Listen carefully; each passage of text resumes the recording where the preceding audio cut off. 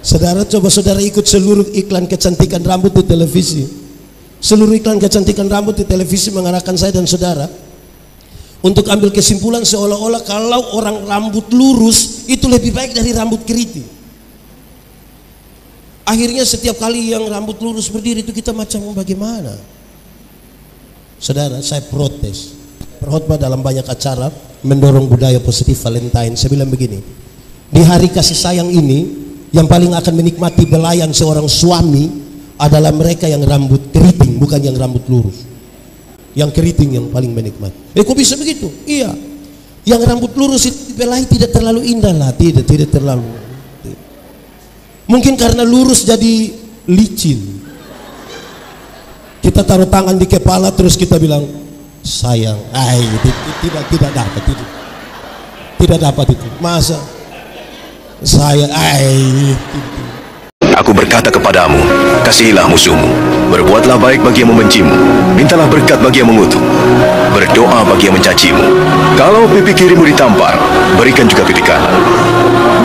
Aku yang memilih kalian.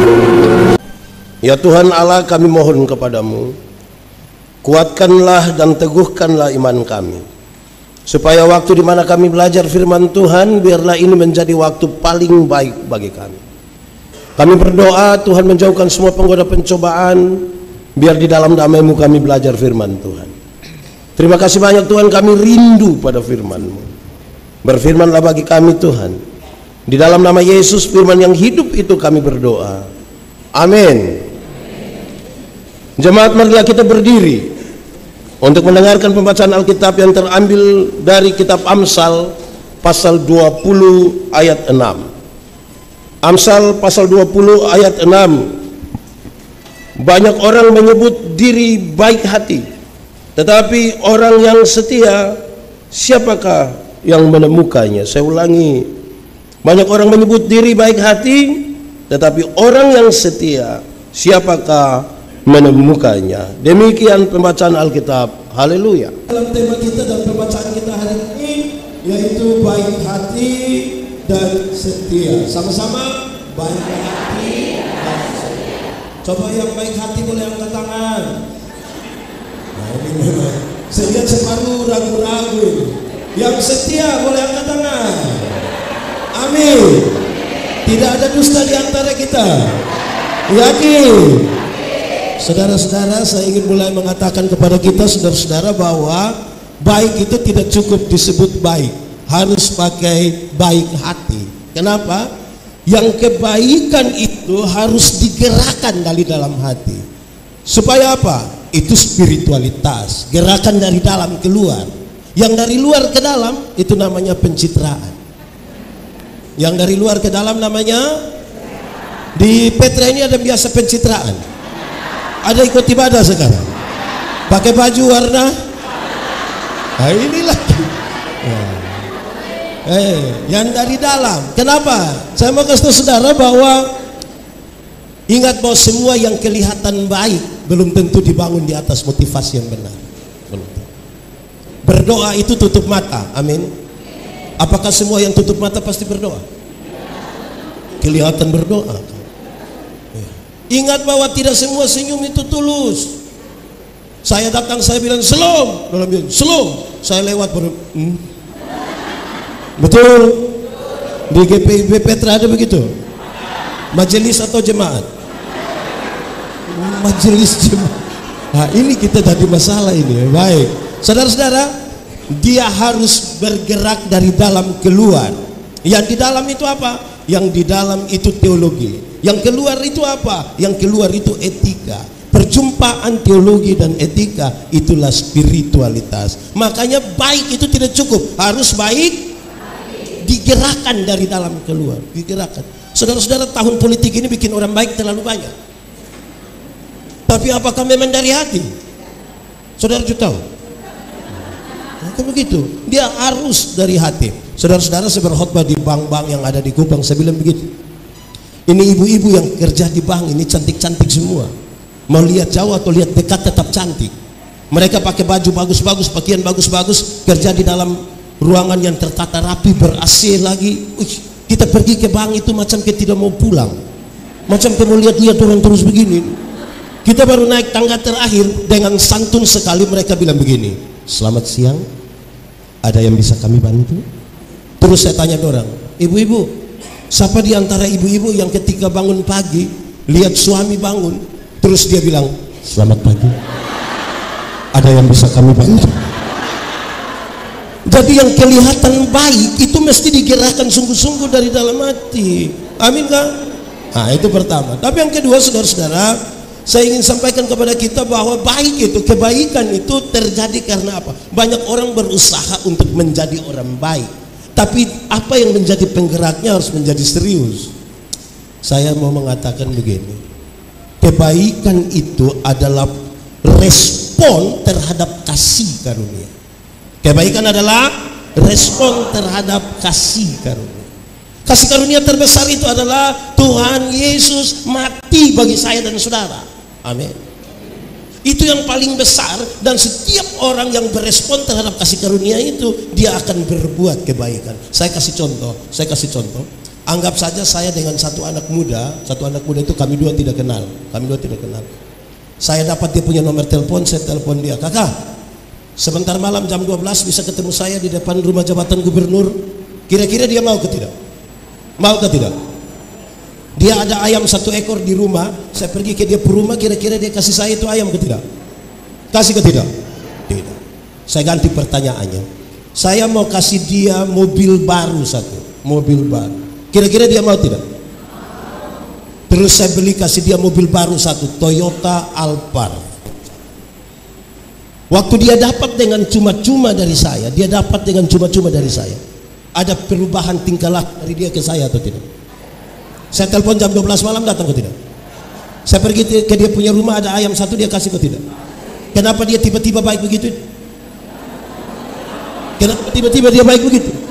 Karena dia pernah menerima sesuatu dengan cuma-cuma.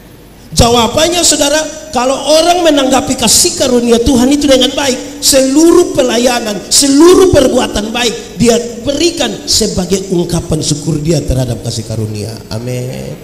Di GPIB ini ada majelis yang biasa melayani terpaksa. Ada FAM apa? Jangan masuk di situ, itu bisa bahaya. Kadang-kadang saudara ada pendeta, penatua, diaken sombong sekali.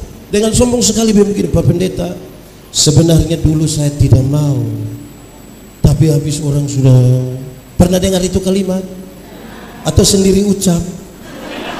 Nah itu yang biasa jadi soal. Nah baik, kebaikan hati, kalau kita pinjam orang lain punya bahasa, kebaikan hati itu disebut agata. Sama-sama, 1, 2, 3, agata. Kebaikan hati itu dia tidak bisa berdiri sendiri, tidak bisa, nanti jadi tidak baik hati. Kebaikan hati tidak dapat berdiri sendiri, dia punya 2 teman. Tadi kebaikan hati namanya apa? Agata. Dia punya teman 1 itu namanya Sofia. Sama-sama, 1, 2, 3. Kebijaksanaan. Baik hati harus diletakkan di atas kebijaksanaan. Kadang-kadang atas kebaikan hati ini kita buat-buat saja tanpa bijaksana. Bijaksana itu apa saudara? Bijaksana itu menggunakan seluruh kesempatan, talenta, karunia, semua yang ada pada kita, taruh pada waktu yang tepat dengan cara yang tepat. Itu bijaksana. Contoh. Waktu kita ibadah begini, ada anjing lewat sini, ada anjing jalan-jalan di sini. Semua kan tidak suka kalau anjing itu jalan-jalan di sini kan. Orang yang bijaksana dan tidak bijaksana dibedakan atas tindakannya. Sama-sama tidak suka ada anjing di sini. Yang bijaksana dia mengatur begitu rupa supaya tidak mengganggu ibadah. Anjing itu mesti keluar. Yang tidak bijaksana selalu, hus, siapa tuh anjing? Macam dia punya tuan saja. Jemaat, di sini tidak ada jemaat. Jemaat, seringkali sebuah persekutuan rusak itu bukan karena orang pintar tidak ada, bukan karena orang bagus tidak ada, bukan karena kurang bijaksana. Terjadi juga di GPIB, di Petra, dia ada di sini, laki-laki atau perempuan. Itu tuh tidak bijaksana. Untuk sesuatu harus bijaksana. Saya mau tanya saudara, jemaah, pakai jas itu baik atau tidak? Baik, mantap. Tapi jangan pakai jas ke pantai, menjadi tidak bijaksana. Atau siapa di antara kita yang karena dia pendeta, terus dia mau ke pantai, dia bilang, aduh, tolong siap kasih saya jas. Kenapa? Saya ke pantai. Saya ingat saudara-saudara, ada satu waktu ada Natal di Kupang, saya diminta berkhotbah. Diminta berkhotbah di satu pantai Tablolong di Kupang Barat. Karena saya tahu saya bawa firman, maka saya pakai batik mahal, beli di Jakarta, kredit. Ya. Saya sampai di sana, ada dua ibu lihat saya terus dorong, yang Pak Pendeta bisa bicara sedikit? Iya, kenapa? Ini pantai, Pak. Iya, ini pantai, saya tahu. Ini pantai. Terus di pantai masa Bapak pakai batik? Saya pikir betul. Taruh dia pada tempat yang tepat. Itu bijaksana. Banyak kali saudara-saudara baik hati tidak bijaksana. Kita ini kadang-kadang lihat supaya ibu-ibu sekarang, ibu-ibu, kasih makan anak umur 2 tahun itu susah atau gampang? Susah atau gampang? Lantas kita ikut ya. Sudah kira-kira setengah jam kan kita mulai capek. Ini anak tidak bisa mengerti orang tua sedikit. Anak umur 2 tahun suruh mengerti dia punya mama yang 40. Bijaksana. Yang bijaksana adalah kasih tahu dia baik-baik. Ini pembebasan sebenarnya. Adek, makan. Ayo makan. Nanti dia lapar, nanti sakit. Ayo makan. Bukan kasih tahu begitu. Banyak ibu-ibu bilang gitu, makan. Allah. Itu om juga datang. Wow. Di sini ada yang biasa kasih takut anak kecil. Ada di sini dia. Coba tunjuk. Tidak bijaksana. Kadang-kadang kalau sudah lelah tidak mau kasih makan, orang tua yang paling gampang supaya buat anak-anak tenang teduh itu pakai apa? Di sini juga begitu. Sorong HP semua masalah selesai atau tambah masalah baru. Jadi kebaikan mesti ditempatkan di atas kebijaksanaan. Kalau tidak, satu persoalan kita rasa selesai, tapi dia menimbulkan persoalan. Orang tua, di sini ada orang tua? Ada yang punya anak masih di bawah 5 tahun? Masih? Kalau malam-malam itu anak belum bisa tidur, kasih tahu dia bilang,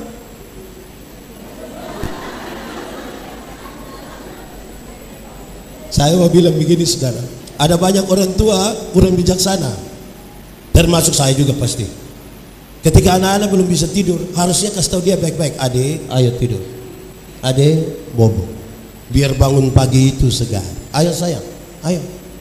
Adek tidak bobo, papa mama bobo duluan nanti. Ini anak tidak tidur, papa mama sepakat kasih mati lampu. Setelah lampu mati, dia punya suami keluar dari pintu belakang menuju jendela kamar. Terus suaminya garuk jendela. Istrinya sengaja kaget di dalam kamar. Itu, om, adik sudah tidur om. Di Jakarta ada begitu, di Petra ada. Itu yang suku mana orang itu? Ini namanya keluarga tipu. Jadi kebaikan hati saja tidak cukup, harus diletakkan di atas kebijaksanaan. Itu kawan pertama, Sofia. Ada kawan kedua. Kawan kedua namanya Aleta. Di sini ada yang nama Aleta. Nah, biar dia tidak ada, tidak apa. Aletheia itu artinya kebenaran. Kebaikan hati tidak boleh berdiri sendiri. Kebaikan hati berjalan bersama-sama dengan kebijaksanaan dan kebenaran. Ada banyak orang berbaik hati tapi tidak di jalan yang benar. Ada 2 kata dalam bahasa Indonesia, benar dan betul. Benar dan betul sama atau beda? Benar dan betul sama atau beda? Beda atau sama? Sama atau beda? Beda atau sama? Sama atau beda? Sama. Benar bisa berarti betul, betul bisa berarti. Tapi dua kata yang sama ini kalau sama-sama diberi awalan ke dan akhiran an, benar akan jadi? Ya benar. Betul akan jadi? Masih sama artinya? Beda? Iya. Kebenaran arti sendiri, kebetulan arti sendiri. Sekarang saya mau tanya, jemaat, kalau hari ini kita beribadah di sini, kebenaran atau kebetulan? Saya kira kebetulan. Tidak, ini betul-betul kebenaran, ha? Okay. Kalau Tuhan Yesus mati bagi saya dan saudara, kebenaran atau kebetulan? Kalau kita masih hidup hingga hari ini, kebenaran atau kebetulan? Oke, tentang Tuhan itu kebenaran semua. Saya geser sedikit. Kalau kita kulit hitam, kebenaran atau kebetulan? Kalau kita kulit hitam termasuk kebenaran atau kebetulan? Kenapa saudara pecah kongsi di sini? Kalau kulit hitam termasuk kebenaran atau kebetulan? Yakin? Saya ragu dengan saudara. Saya suka bilang di mana-mana. Coba saudara ikuti semua iklan kecantikan kulit di televisi. Seluruh iklan kecantikan kulit di televisi mengarahkan saya dan saudara untuk ambil kesimpulan seolah-olah kalau orang kulit putih itu lebih baik dari kulit hitam. Di Jakarta juga begitu. Akhirnya setiap kali yang kulit putih berdiri di depan, yang kulit hitam itu macam gelisah bagaimana? Dia akan. Ada lagu dulu bilang, biarlah yang hitam, jangan harapkan. Mau pakai okerju tidak bisa. Saudara pakai pemutih minta maaf di wajah saja, leher ke bawah gelap lagi, dan saudara akan makin gelisah. Itu kita punya soal, saudara-saudara. Banyak orang tidak mampu menerima keberadaan diri. Amin. Kalau kita rambut keriting, kebenaran atau kebetulan? Kebenaran atau kebetulan?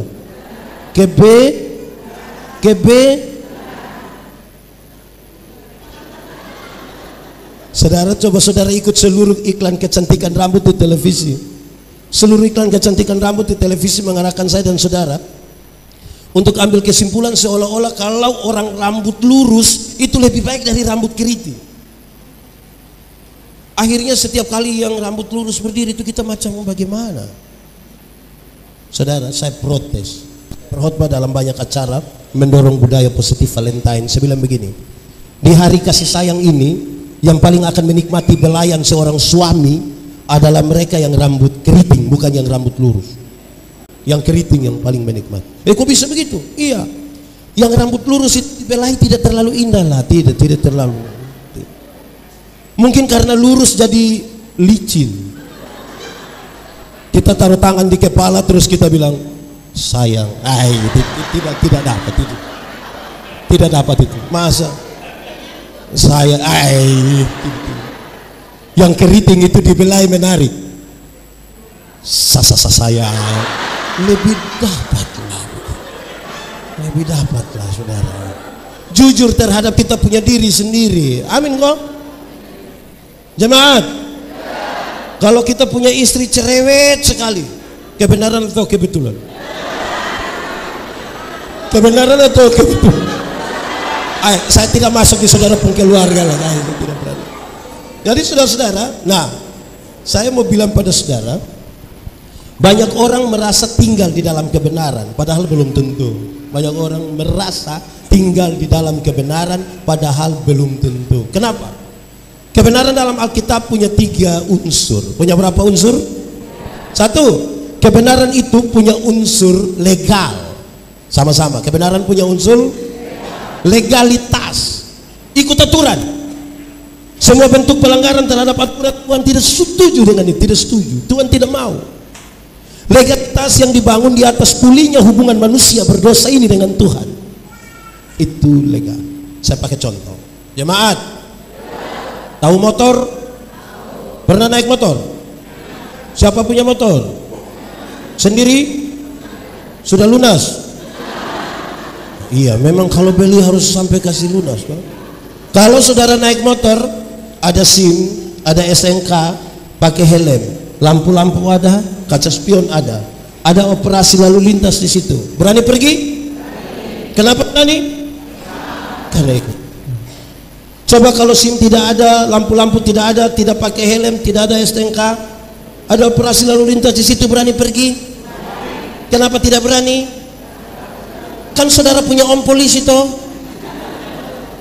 Kalau kita lengkap SIM ada, STNK ada, lampu-lampu ada, kaca spion ada, operasi lalu lintas di situ, kita pergi sampai di situ polisi tidak tahan, kita putar kembali.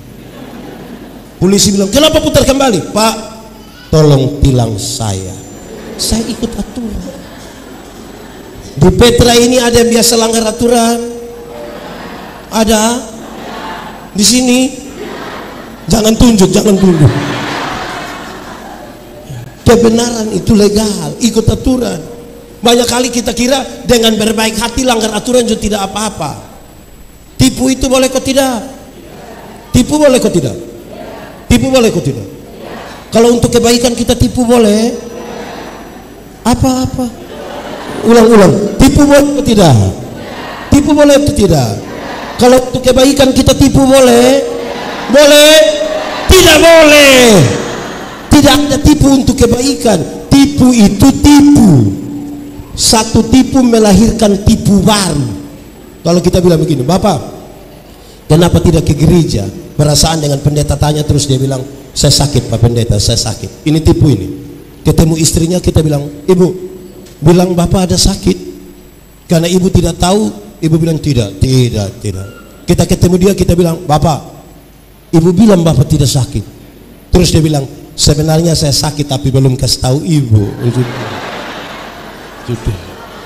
Satu tipu melahirkan tipu.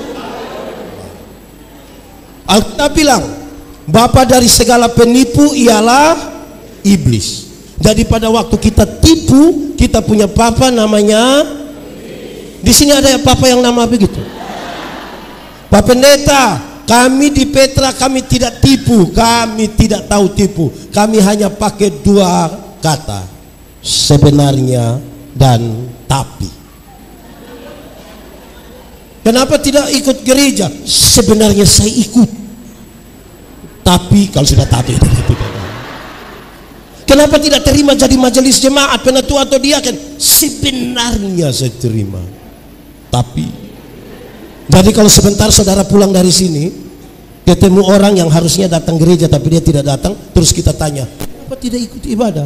Terus dia bilang, saya sudah tahu yang kau punya maksud. Tidak. Di Petra ada yang biasa pakai sebenarnya dan tapi. Ada di sini siapa punya suami? Coba jujur. Jadi kebenaran itu begitu saudara, ikut aturan. Kalau sudah bilang tidak boleh berdosa, tidak usah. Saya punya kisah satu saudara, ini saudara dengar tapi saya ulang saja. Ada satu anak kecil umur 1,5 tahun, baru belajar bicara, baru belajar beromong. Dia punya bapak kepala desa di kampung. Ini anak setiap kali dia mau kencing, dia minta dia punya bapak yang kasih kencing.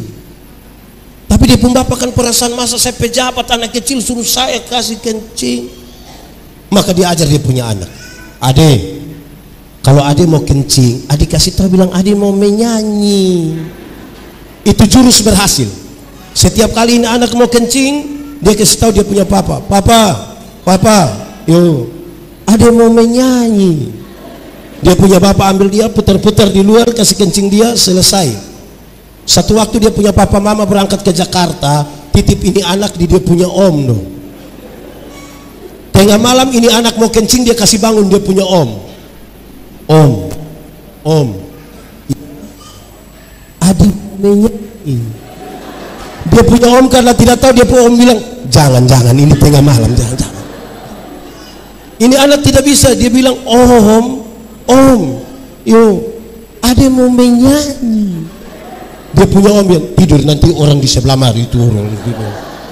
Ini anak sudah tidak bisa, dia bilang om, ada sudah tidak bisa, ada harus menyanyi sudah. Dia punya om juga rasa kasihan kan tidak bisa. Dia om bilang, kalau begitu nah, adik menyanyi pelan-pelan di om punya telinga.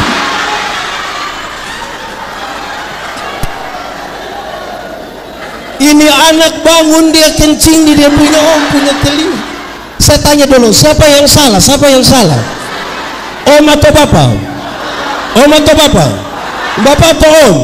Om atau bapak? Bapak atau om? Kenapa bapak yang salah? Makanya kalau benar katakan, salah katakan, ya katakan, tidak katakan, menyanyi katakan, kencing katakan. Berani engkau rubah sedikit, kan kasihan itu om. Kebenaran itu ikut aturan. Amin kok. Amin.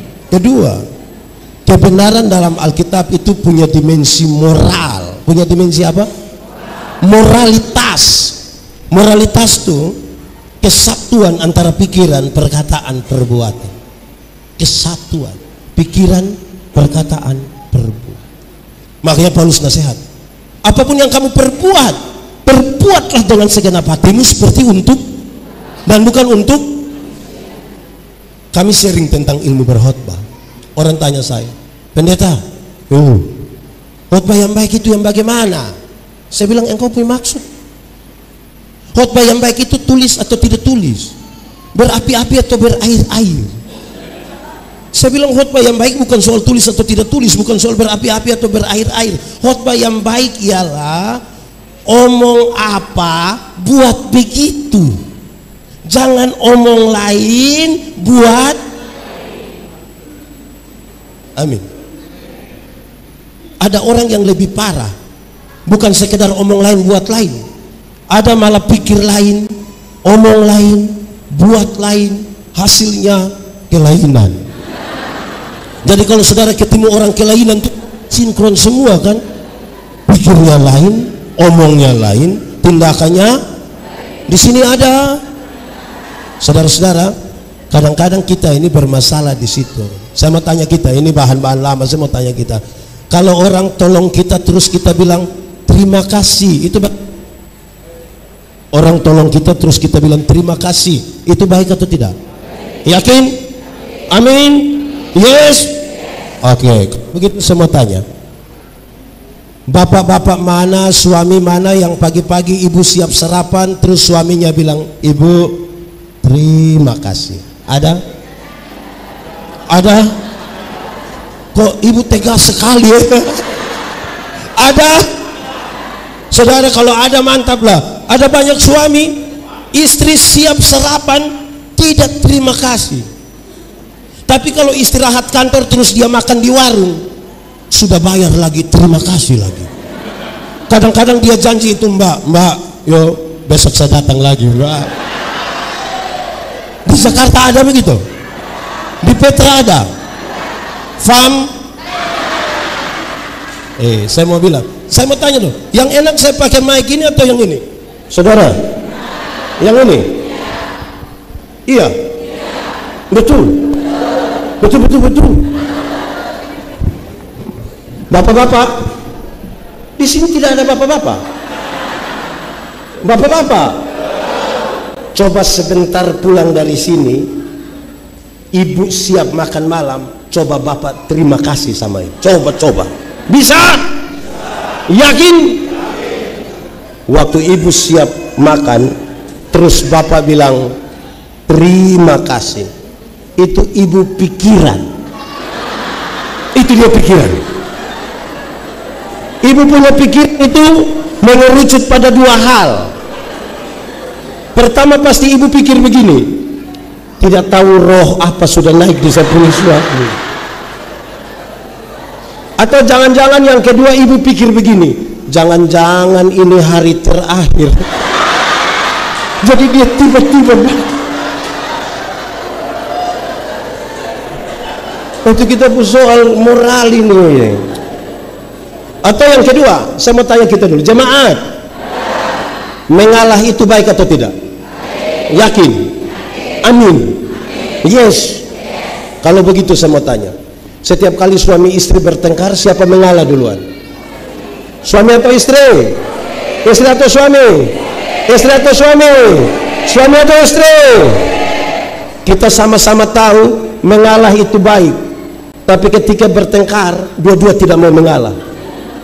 Malam papa tidur di emper dengan nyamuk. Kalau terpaksa tidur satu tempat tidur, suami hadap kiri, istri hadap, bicara atau tidak? Tahu juga. Bangun pagi istri tetap buat makan tapi tidak antar. Ibu siap kopi tapi tidak antar. Ibu panggil anak kecil satu, terus ibu bilang begini, kau antar kasih papa ya. Dia punya suami, terima di ruang tamu, suaminya bilang begini, mama yang suruh. Terus ini anak dari ruang tamu mau ke belakang, dia punya mama panggil, tadi papa bilang apa? Betul. Di Jakarta ada. Petra, coba yang ada di sini boleh jujur, angkat tangan saja, angkat tangan saja. Dan saudara-saudara, kita butuh hati yang luas untuk itu. Makanya kebenaran itu punya dimensi moral. Amin kah? Ketiga, kebenaran dalam Alkitab itu punya dimensi sosial. Apa? Sosialitas. Sosialitas itu kepekaan untuk turut mengambil bagian dalam penderitaan orang lain. Solidaritas. Kenapa Tuhan Yesus mau berkorban bagi kita? Karena dia solidar dengan kita. Hei, hendaklah kamu berkasih kasihan. Kenapa? Karena Kristus lebih duluan. Solidaritas. Tapi saudara tahu, banyak orang Kristen bermasalah pada persoalan solidaritas. Kita berbicara tentang kasih yang melampaui batas, tapi kita punya solidaritas bermasalah. Saya suka pakai contoh ini. Saudara, pernahkah saudara belanja di mall di Swalayan? Pernahkah? Pernah? Pernah tawar di Swalayan? Pernah? Pernah tawar di mall? Kenapa tidak tawar? Berani ada yang tawar, kita bilang kau bikin malu-malu. Kalau kita beli di Swalayan 99.900, ambil 100.000 kasih. Mereka kasih kembali permen satu, kita bilang kau dapat saja, jangan nunggu kau dapat. Tapi pagi-pagi ada nenek-nenek bawa sayur, dia jual sayur. Ini nenek susah, mungkin pulang jual sayur dia sudah mati. Itu tawar atau tidak? Tawar atau tidak? Itu dia punya tawar, itu mengerikan. Dia tanya, nenek, yuk sayur berapa? Ini nenek sudah senang. Ini nenek bilang 3.000. Dia sengaja kaget, 3.000 bisa 9.000 kan? Bayangkan itu, tawar sayur 3.000 jadi 9.000. Kadang-kadang dia tambah satu kalimat kecil di belakang, bisa 9.000 kah? Nenek orang tanam sendiri juga. Itu kalau saya yang jual, saya bilang ibu bawa gratis saja, bawa gratis terus. Saya mau bilang pada saudara, jemaat, mulai besok tawar sayur itu terbalik dari itu. Tanya itu nenek, yuk sayur berapa? Dia bilang 3.000. Maaf, bisa 3.000?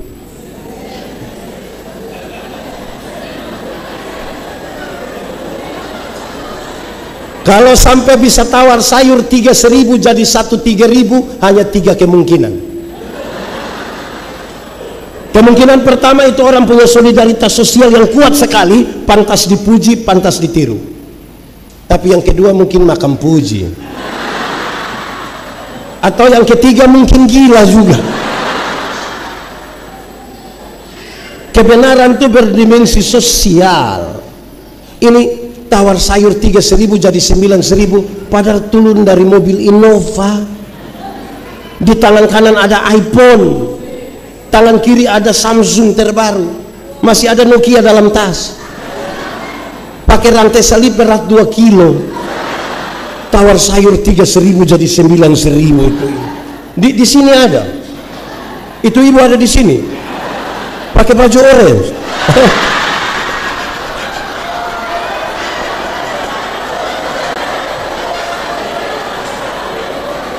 Tidak, yang orange di atas bukan yang di bawah. Nah, jemaat, itulah sekarang kita memahami kebaikan hati untuk menjaga ini persekutuan. Kalau tidak, saudara-saudara bermasalah. Dengan Tuhan saja kita suka hitung-hitung. Ada satu waktu saudara, ada orang memberi persembahan begini. Terus saya bilang, Bapak, kenapa lipat itu tangan sampai model begitu? Dia bilang, Pak Pendeta, kalau tangan kanan memberi, tangan kiri tidak boleh tahu. Saya bilang, iya, tapi saya tahu. Pendeta tahu apa? 1000. 1000 jadi murid. Saya yakin kalau 100.000 sulit begini.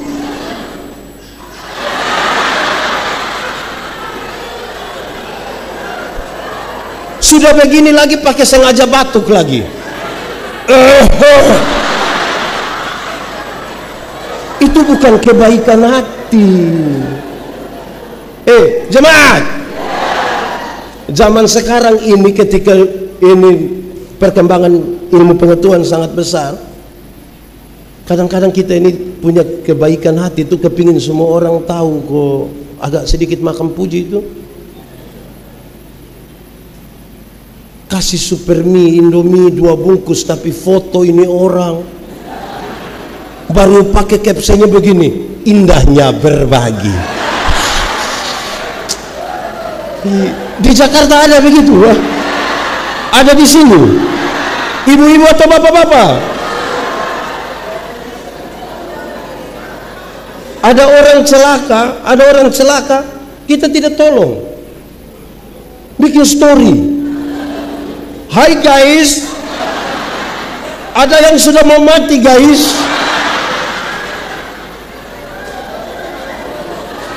Habis story guys mati.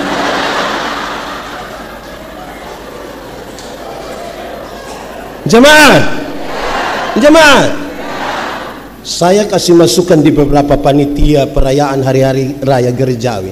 Saya bilang, anak muda, kalau kamu berikan diakonia, kadang orang mau pasca atau Natal itu kan catat ini orang-orang tua lanjut usia toh. Terus mereka undang datang ke gereja, ada warta bilang begini, untuk para penerima diakonia supaya bersabar sebentar setelah ibadah ini. Yang sehat-sehat semua sudah pulang, baru kita kasih tinggal yang nenek-nenek tua sakit-sakit. Baru panitia panggil satu persatu. Nenek Manobe. Nenek Manobe jalan begini. Naik ini tangga, terus kan nenek ada susah ini. Dikasih kantong plastik merah isi beras, isi segala macam. Kan nenek terus bilang, nenek kita foto dulu, nenek kita foto dulu. Saya mau tanya, kalau misalnya antar ke rumah bisa tidak? Antar ke rumah bisa tidak? Untuk kepentingan dokumentasi fotonya di rumah bisa? Lalu kenapa panggil nenek Manobe datang di sini? Saya punya nenek, ada apa-apa saudara tanggung jawab. Jadi kebaikan hati itu diatur dengan baik. Amin kah? Amin. Makanya harus digerakkan sungguh-sungguh dari hati. Jemaat, program gereja yang saat ini paling besar apa? Pembangunan. Pembangunan apa? Yang mana? Sudah habis? Kenapa belum habis? Itu pertanyaan penting. Itu pertanyaan penting. Saya mau tanya, saudara tidak usah angkat tangan. Saya mau tanya, ada yang punya rumah pribadi? Ada? Bukan warisan yang pribadi. Yang bangun sendiri ada? Ada. Yang aneh dalam persekutuan berjemaat adalah waktu masing-masing orang membangun rumahnya sendiri bisa. 1 kakak bangun satu rumah bisa, tapi 1000 kakak membangun satu rumah tidak bisa. Ada yang salah di kita soal kebaikan hati. Ada yang salah. Ada yang salah. Masa sendiri bangun rumah bisa? Kita semua bangun satu rumah tidak bisa? Apa? Kenapa lihat saya?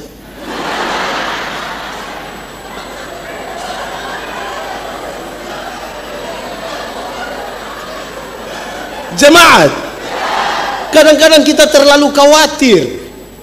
Kita terlalu khawatir.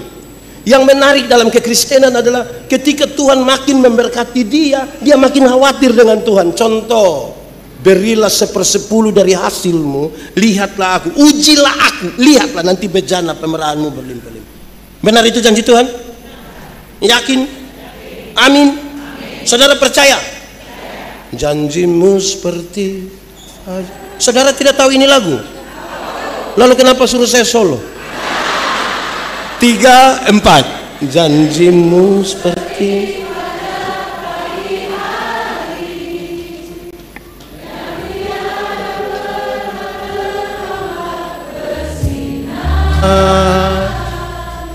cintamu seperti sungai yang mengalir, dan ku tahu betapa dalam kasih. Sekali lagi, janjimu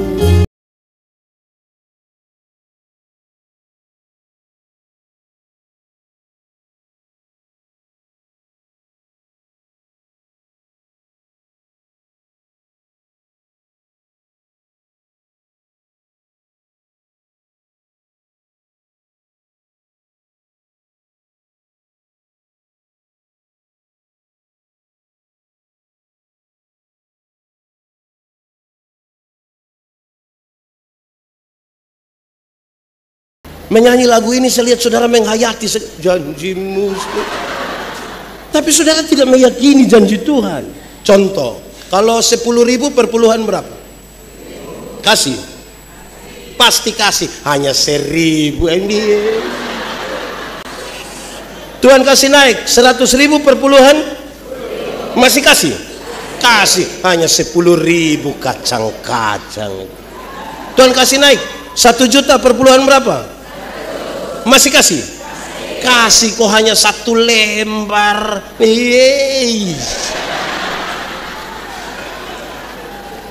Tuhan kasih naik 10 juta per puluhan berapa? Waktu per puluhan 1 juta masih kasih? Masih kasih? Kenapa mulai beda pendapat? Perpuluhan makin besar kan kita makin khawatir. Ambil 1 juta di tangan kiri, 9 juta di tangan kanan, dia lihat ulang-ulang begini. Lihat 2-3 kali terus dia bilang, Tuhan juga mengerti. Tapi menyanyi bilang, janjimu seperti pencitraan. Masa tidak bisa bangun rumah satu? Dia punya soal adalah kebaikan hati kita tidak kelola dengan baik. Jemaat, kalau semua orang punya kebaikan hati di ini jemaat Petra, dengar, orang tua dulu bilang begini, kalau satu orang bermimpi itu hanya mimpi, tapi kalau kita semua bermimpi bersama itu kenyataan. Orang tua dulu mengatakan lebih dari itu. Untuk apa kita tidur satu tempat tidur tapi dengan mimpi-mimpi yang berbeda? Lebih baik kita tidur di tempat tidur yang berbeda tapi dengan mimpi-mimpi yang sama. Enak. Lebih baik saya ulang ini kalimat. Hafal. Bikin status. Tandai saya. Untuk apa kita tidur satu tempat tidur yang sama tapi dengan mimpi-mimpi yang... Lebih baik kita tidur di tempat tidur yang berbeda tapi dengan mimpi-mimpi yang...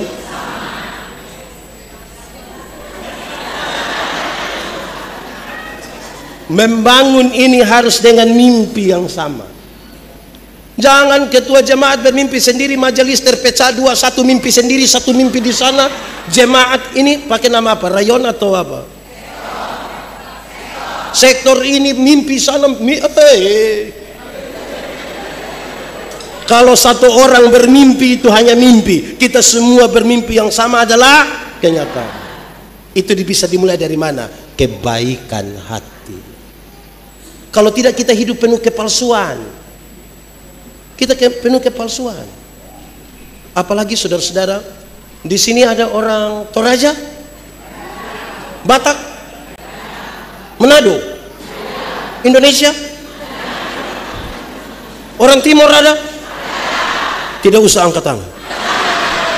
Kita punya muka sama semua. Tapi saudara-saudara, Kebaikan hati harus meninggalkan kita punya sekat-sekat itu, kasih tinggal itu semua, supaya kita bisa melihat Tuhan bekerja melampaui batas-batas itu. Kalau tidak, isu-isu sektoral kita yang kita pakai terlalu kuat. Nanti kita bilang yang ketua panitia itu, di sini yang ketua panitia pembangunan orang apa? Orang mana? Timur Tengah Selatan. Separuh nanti bilang, coba kita lihat itu timur, kita lihat. Nanti geser lagi ke yang Manado, kita lihat. Pernah dengar itu kalimat? Sendiri omong. Hanya satu kata, bertobatlah. Kalau tidak bertobat minimal berobatlah. Itu sakit itu. Sakit berat. Jemaat, jangan hidup di tengah-tengah kepalsuan. Kalau kita hidup di tengah kepalsuan, saudara, kita duduk makan bersama hanya bisa duduk makan dengan orang yang tulus hatinya. Tulus. Kalau tidak, kita mau kunyah juga tidak bisa. Relasi kita yang buruk karena kebaikan hati tidak ada. Satu jalan dari sana, satu dari sini, tiba-tiba mau ketemu. Dia sengaja ambil telepon. Oh iya. Di Petra ada begitu. Majelis.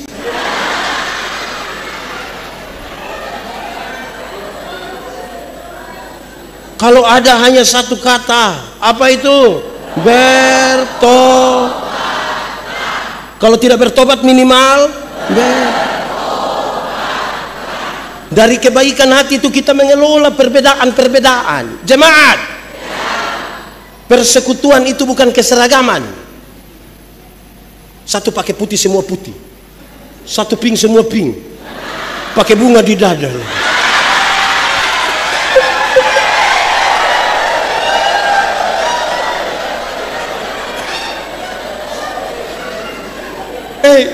Saudara, saya mau tanya, yang Irian tadi itu paduan suara apa yang merah? Yang itu tuh.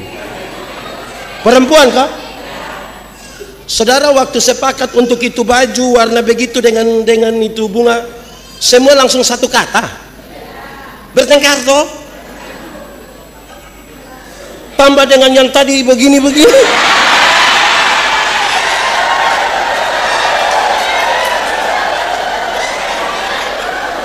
Itu kan butuh perbedaan yang dikelola. Amin.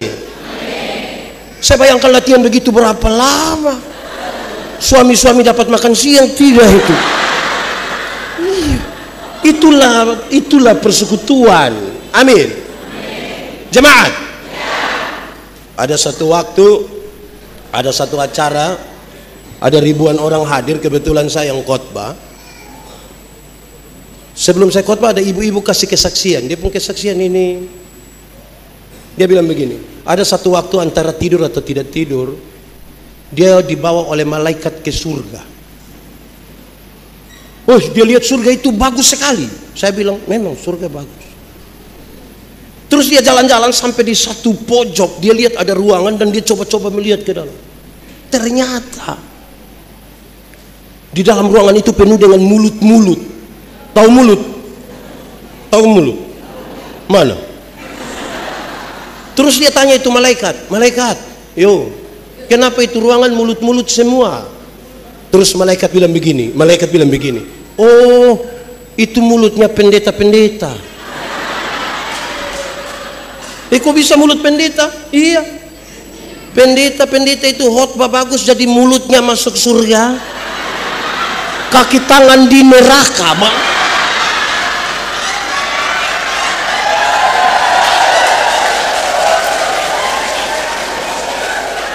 Saudara bisa rasa saya pun perasaan.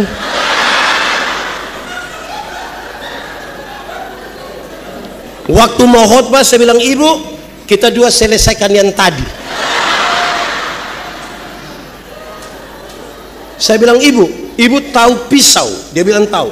Coba ibu ambil pisau, iris ibu punya jari kelingking, waktu darah mulai keluar, coba ibu bilang ke itu jari, bilang rasa. Bisa. Alkitab bilang begini, kita satu tubuh. Mata karena dia mata, dia tidak lebih penting dari telinga. Kaki tidak lebih penting dari tangan. Siapa yang malam-malam ketika perut sakit mau pi WC, terus kaki bilang di perut, maaf, pergi sendiri. Bisa? Tidak bisa. Pergi semua kan? Betul atau tidak? Alkitab bilang ketika tangan terluka, mata ikut menangis. Dan ketika mata menangis, tangan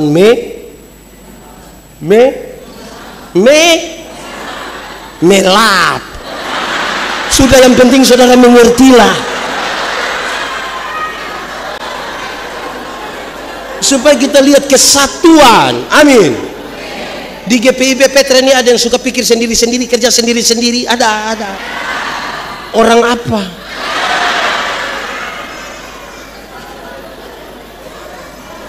Jemaat, mengelola persekutuan harus seperti makan kolak. Tahu kolak? Pernah makan kolak? Kolak terdiri dari pisang, ubi, santan, gula. Sudah jadi namanya? Waktu jadi kolak kita makan pisang, masih rasa pisang atau tidak? Masih. Tapi ada cita rasa baru yang ditambahkan sebagai bagian dari sebuah kebersamaan. Tidak ada upaya untuk saling menghilangkan. Saya tetap Timur. Ada yang Sumba, ada yang Batak, ada yang Toraja, ada yang Jakarta, Medan, Batak teh, gitu semua. Ada satu kampung di Kupang namanya Batak teh, Kupang Barat itu. Iya toh, tidak ada upaya saling menghilangkan. Tidak boleh ada orang Indonesia Barat merasa lebih baik dari Indonesia Timur, karena kita tidak pernah memilih, tidak pernah. Waktu Tuhan mau cipta saya, Tuhan tidak tanya, Yandi, yuk, engkau mau Timur atau Eropa? Tuhan langsung jawab. Betul kok tidak? Di GPI sini, GPI, apalagi GPIB, ada yang suka kasih isu-isu suku itu, ada. Kenapa dia? Supaya kita bersatu. Saudara lihat, kolak itu, pisang, ubi, segala macam berkumpul di satu tempat. Amin. Tidak ada upaya saling menghilangkan. Bisa berkumpul. Bukan kita mau makan kolak, nah kita makan pisang di sana, pindah makan ubi di sana, pindah minum santan di sana, baru terakhir duduk di atas kompor di sini. Kan tidak. Berkumpul semua menjadi satu kan? Jangan kelola persekutuan itu seperti minum kopi. Tahu kopi? Pernah minum kopi? Kopi terdiri dari kopi, gula, air. Sudah jadi namanya? Lalu yang lain punya nama? Kopi itu terlalu egois. Kita semua tapi nama dia, kita semua tapi nama dia. Terlalu bikin diri inti. Di Petra ada yang biasa bikin diri inti. Jangan tunjuk dia. Jemaat, tahu tembok? Pernah lihat tembok? Yang mana? Oh ini. Tembok terdiri dari pasir, semen, air, batu. Waktu dia sudah jadi begini, pasir kelihatan. Karena dia tidak kelihatan, mari kita sepakat kita garuk semua pasir. Jemaat, dalam sebuah persekutuan, saudara mungkin tidak kelihatan, tapi bukan berarti saudara tidak penting. Kita semua menjadi penting. Dalam sebuah kebersamaan, saudara mungkin kelihatan karena badan besar, tapi bukan berarti orang lain tidak penting. Amin. Itu harus dimulai dari kebaikan hati, supaya kita menerima. Saudara bayangkan, ini bapak-bapak yang di rumah semua harus dengar kan? Saya di rumah kan istri anak-anak harus dengar. Pak pendeta di rumah harus istri anak dengar. Bapak sekretaris di rumah harus istri anak dengar. Majelis yang bapak-bapak di rumah istri anak dengar. Kita semua yang harus orang lain dengar, kami yang duduk rapat, yang harus masing-masing didengar. Tanpa kebaikan hati, tanpa kerendahan hati, kita baku pukul. Saya kalau sudah kiri-kiri betul. Mbak pendeta, saya kalau baik lebih baik dari malaikat. Tapi kalau saya sudah marah, Lucifer juga kalah. Ini apa ini? Pernah dengar itu kalimat? Sendiri omong. Nah, itu pertama. Ini khotbah belum habis, masih panjang. Kata pertama, kebaikan hati yang dimulai dari respon terhadap kasih karunia, supaya kita bukan pencitraan tapi sebuah spirit yang kita kasih. Kedua, kesetiaan. Sama-sama 1, 2, 3. Yang setia boleh angkat tangan. Yakin? Mantap. Setia-setialah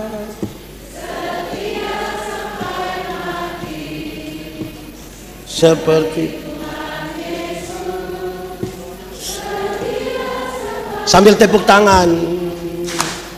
Apakah balasanmu untuk kasih setia? Setia, setia sampai. Jemaat, Gemit GPIB itu tidak terlalu beda toh, kan kita gereja saudara toh. Begini-begini kita bersaudara toh. Saudara mau mengaku saya sebagai saudara? Bisa tanggung sepuh hidup.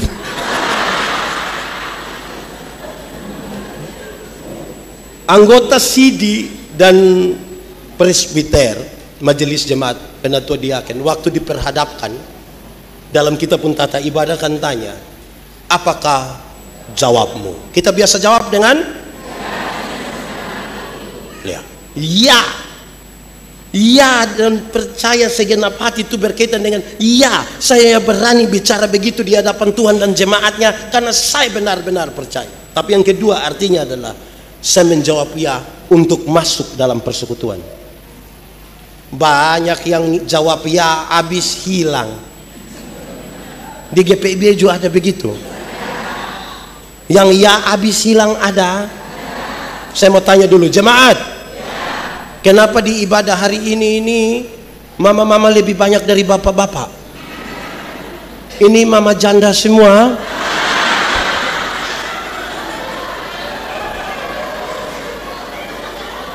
Mama janda kok bukan? Aneh betul. Ya habis datang. Ada jemaat ini yang 1 tahun dia gereja 2 kali saja. Natal 1 kali, Paskah 1 kali. Makanya dia pun nama jemaat Napas. Natal dan, karena Natal 1 kali, Paskah 1 kali, singkatannya tambah panjang, Napas 1-1. Suter engah-engah itu tiba-tiba berdoa. Di sini ada jujur siapa punya suami ini, bapak-bapak dorang ini aneh. Waktu masih pacaran rajin jemput dia punya pacar itu antar ke gereja. Sudah menikah ibu datang sendiri.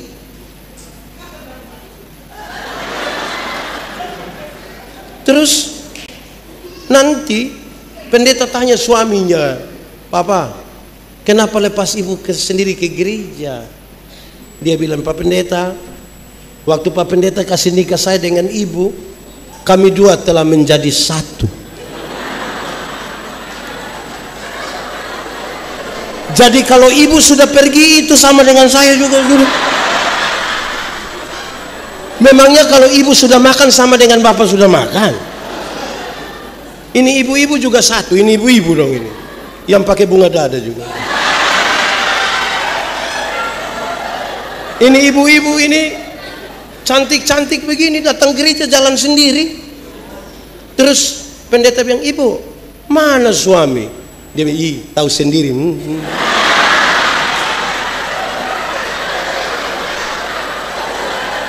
Sudah tahu suami begini kenapa ambil resiko? Saudara-saudara, itu serius. Supaya kalau mau setia, setia betul-betul. Amin kah? Bapak Ibu, ada 2 keluarga tinggal dekat hutan jauh dari gereja. Yang satu punya anak perempuan, satu punya anak laki-laki. Yang punya anak perempuan datang kasih tahu yang laki-laki, "Kakak, hari-hari Minggu begitu kakak tolong jemput adik perempuan antar ke sekolah Minggu dulu." Dia hari Minggu jemput. Dia bawa yang perempuan ikut sekolah minggu. Dia tidak ikut sekolah minggu, dia main kelereng di luar. Pulang-pulang sama-sama. Remaja ikut katekisasi, dia jemput antar ke gereja. Yang perempuan ikut katekisasi, dia duduk merokok di luar, pulang-pulang sama-sama. Rupa-rupanya mereka berdua jodoh. Setelah menikah, yang perempuan terpilih jadi majelis jemaat, penatua kadiaken. Pimpin ibadah di mana saja, hujan, badai, segala macam, suami setia antar. Tapi sampai sana, ibu masuk pimpin ibadah, yang suami main kartu di luar tunggu. Pulang-pulang sama-sama. Satu saat mereka mati sama-sama. Waktu jalan menuju pintu surga, Simon Petrus sudah berdiri. Lihat ini ibu datang, Simon Petrus bilang, "Shalom ibu, mari silakan masuk." Lihat dia punya istri masuk, yang suami juga cepat-cepat.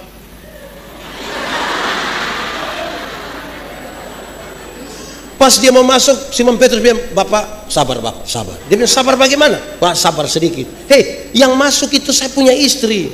"Benar, benar. Itu memang Pak punya istri, tapi dari dulu Pak hanya antar-antar saja. Karena itu hari ini Bapak hanya antar saja. Bapak punya tempat di api di sebelah itu." Saya mau tanya, ibu-ibu, tadi ada yang suami antar terus bilang nanti sudah habis WA, dia jemput. Ada?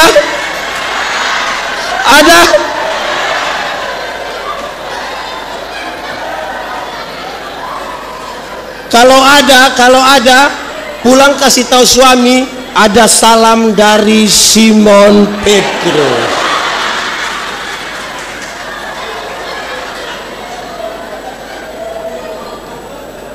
Setia. Saya mau tanya, anak-anak muda, di sini tidak ada anak muda? Nona, menikahlah dengan laki-laki yang setia ibadah. Dia tidak akan menyakiti engkau. Ajak dia ikut ibadah pemuda. Memang ada tantangan tapi ajak. Bilang dia, "Kak, ibadah." Ibadah. Tidak, ibadah. Nanti kalau dia tidak mau lagi baru kasih tahu dia, ada kue.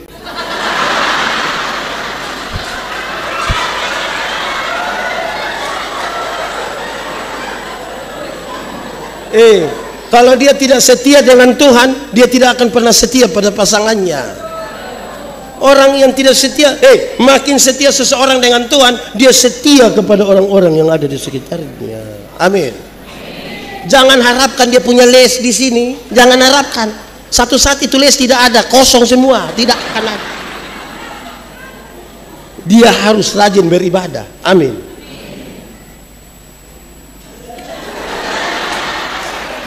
Jemaat, kesetiaan adalah komitmen sehari demi sehari.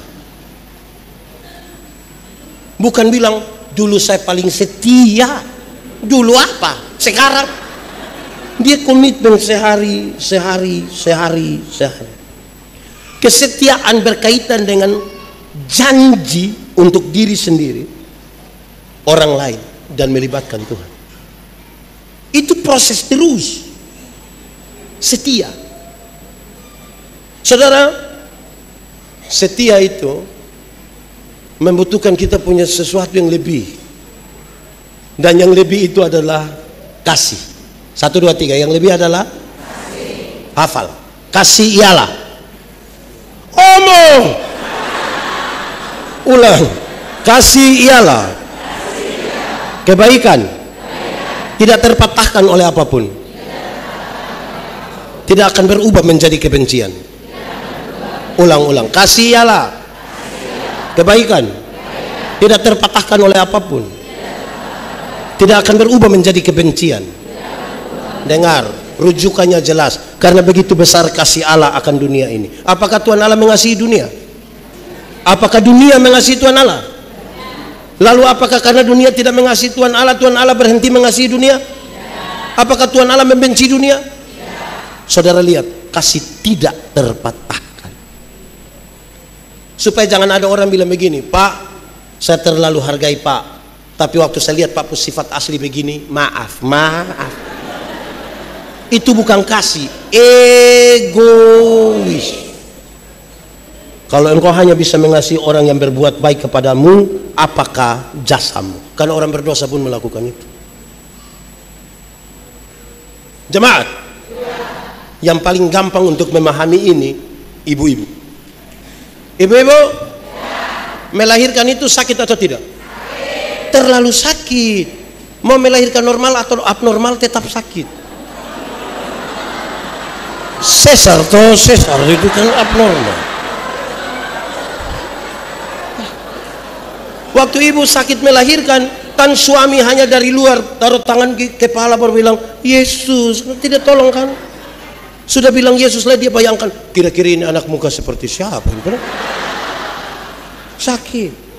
Sekarang coba kasih tahu anak-anak. Anak-anak, waktu kamu baru lahir kamu tidak tahu apa-apa, kamu hanya bisa menangis. Waktu kamu menangis, orang tua itu pikir kamu kalau bukan basah pasti lapar. Anak-anak punya jam tidur, orang tua punya jam bangun. Orang tua punya jam tidur, anak-anak punya jam. Akhirnya banyak orang tua tidak tidur gara-gara anak-anaknya. Jam 2:30 subuh masih begitu. Betul? Di tengah situasi sempoyongan tidak tidur ini, seringkali ibu-ibu dipaksa lagi menjadi penyanyi. Makanya kadang-kadang ibu-ibu punya lagu sulit dipertanggungjawabkan. Kalau tidak bobo digigit, padahal justru kalau anak bobo itu baru nyamuk gigit. Kalau anak ada lari-lari, nyamuk mana gigit dia? Anak-anak, orang tua ajar kamu bicara satu-satu suku kata. Ma, pa. Tapi ketika mereka mulai remaja, pemuda, ada suka bicara dengan orang tua? Ada suka bicara dengan orang tua? Dorang lebih suka bicara dengan handphone. Sekarang pertanyaan terakhir bagi orang tua, kenapa kasih makan dorang? Kenapa kasih makan dorang coba? Karena apa? K-A-S-I, kasih. Anak-anak, orang tua ajar kamu jalan satu-satu langkah, pegang di tangan terus bilang te, jalan belakang. Tapi ketika orang sudah remaja, pemuda bisa jalan sendiri, suka jalan dengan orang tua? Lebih suka jalan dengan? Pertanyaan terakhir, kenapa kasih makan dorang? Orang tua bilang begini, anak, asal engkau mau sekolah tinggi, biar kami ikat perut tidak apa-apa. Betul? Hei anak-anak, orang tua kalau sampai bilang ikat perut bukan berarti mereka mau pakai stagen. Tapi mereka utang demi anak-anak mereka. Masih sekolah, orang tua utang untuk sekolah. Iya ini. Tapi kirim dong sekolah di Jakarta, ada telepon orang tua. Sering telepon.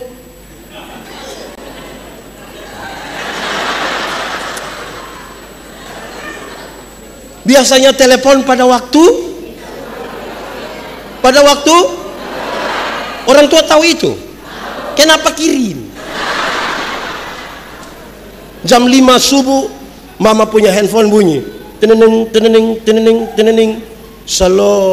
Salam sayang, bagaimana? Mama ada baik-baik. Iya, kenapa? Tadi malam saya mimpi mama. Pas dia bilang tadi malam saya mimpi mama, mama langsung bilang, kakak mau berapa bilang, mau berapa bilang.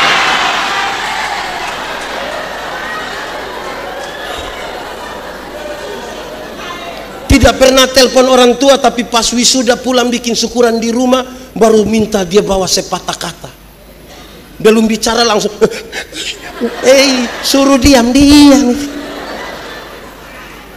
Jemaat, orang tua saya bilang begini, busuk-busuk juga itu kita punya anak.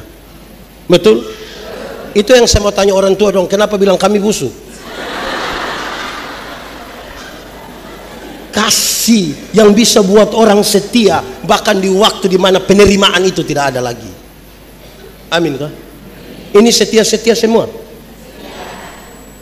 Ada satu waktu satu keluarga merayakan ulang tahun pernikahan yang ke-30. Waktu mau berdoa, pendeta bilang, "Pak, Ibu, kita mau berdoa untuk ulang tahun pernikahan yang ke-30 daripada Ibu. Bolehkah masing-masing mengucapkan beberapa kalimat?" Yang istrinya masih bicara, yang suami tidak bicara. Dia menangis sejadi-jadinya. Dia peluk istrinya kuat. Setelah doa, pendeta tanya, "Pak, tadi Pak menangis, kenapa?" Dia bilang, 30 tahun lalu ketika kami ada pada pernikahan, kami dikelilingi oleh hal-hal yang luar biasa. Orang memanggil kami ratu dan raja, kami panggil sayang, kami pakai baju yang bagus, kata-kata indah penuh cinta. Itu 30 tahun lalu. Tapi ternyata cinta yang sesungguhnya terjadi ketika penerimaan itu ada. Waktu saya sakit hampir mati dan sudah tidak ada daya, istri masih ada di samping dan mengurus. Itu cinta. Dia setia Pak, padahal bagi banyak orang kasih tinggal sudah mati. Penerimaan, kasih yang bisa buat orang melakukan. Jadi kalau tema kita bilang kasih itu is the best, memang benar. Karena dia yang akan mengelilingi kita. Kenapa lihat saya? Hai, saya mau kasih tahu, anak-anak, anak-anak,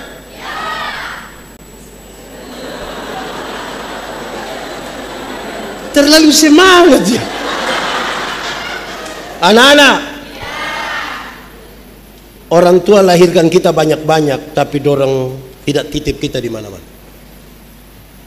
Tapi anak banyak-banyak yang sukses bisa saja titip dia punya orang tua di panti jompo. Yang sudah titip dan rencana titip, saya sarankan batalkan. Sebab hari ini kita titip mereka, besok-besok kita punya anak titip kembali kita. Hidup hanya bertukar sapa titip sapa. Amin. Saya mau tanya, izin, Kak, berapa bersaudara? Tunggal. Berapa bersaudara? 3. Berapa bersaudara? Berapa? Saudara. Perte. Orang tua melahirkan 3 orang, bisa membesarkan 3 orang. 3 orang yang sukses belum tentu mengurus mama yang hanya 1 orang. Belum tentu. Mereka penuh kesendirian. Kita menyanyi satu lagu dulu. Ini lagu dunia, tapi biar kita menyanyi di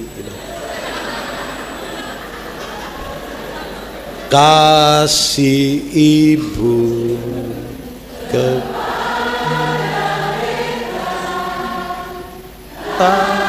terhingga sepanjang masa, hanya memberi, tak harap kembali, bagai sang surya menyinari dunia.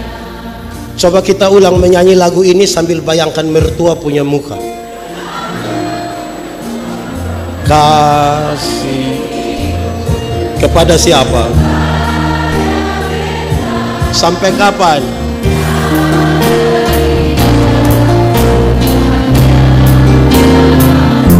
Hanya apa? Harap kembali kok tidak? Seperti apa?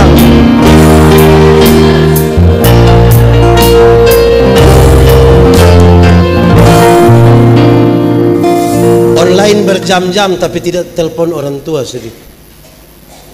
Keluar dari sini mereka masih hidup, tolong telepon dong. Anak-anak, waktu kamu pilek dulu, orang tua tidak pernah pakai tisu. Pakai apa? Benar. Benar.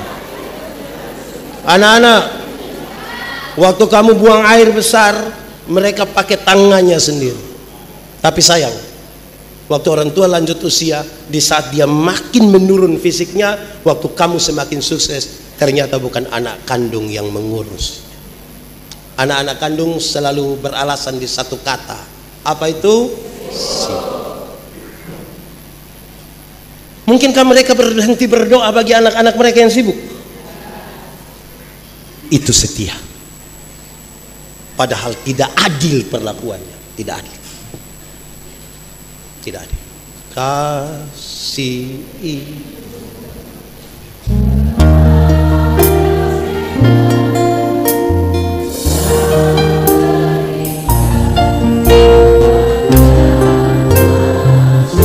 Hanya apa?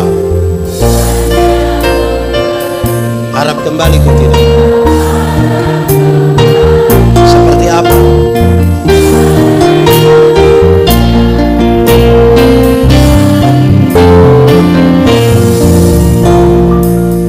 Itu kekuatan kesetiaan itu. Tapi dia punya landasan-landasan yang butuh kita pakai. Jangan kasih harapan palsu sia-sia. Orang yang setia akan pada akhirnya kekristenan itu sebuah nilai yang dilahirkan pada tindakan. Dia bukan kata-kata yang buat saudara bisa senang dan mendengar. Nilai yang dilahirkan pada tindakan demi tindakan. Mari kita tunduk kepala di hadapan. Aku berkata kepadamu, kasihilah musuhmu, berbuatlah baik bagi yang membencimu, mintalah berkat bagi yang mengutuk, berdoa bagi yang mencacimu. Kalau pipi kirimu ditampar, berikan juga pipi kanan. Aku yang memilih